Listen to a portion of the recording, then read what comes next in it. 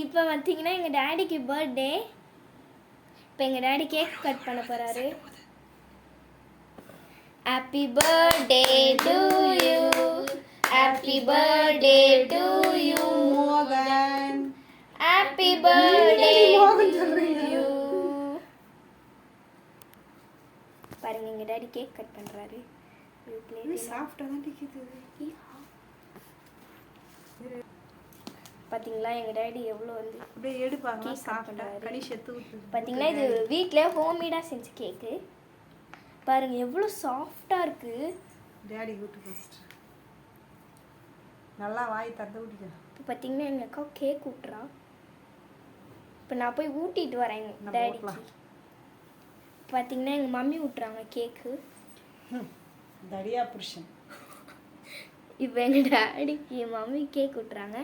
இப்போ நான் வந்து எங்கள் டேடிக்கு கேக் ஊட்ட போகிறேன்.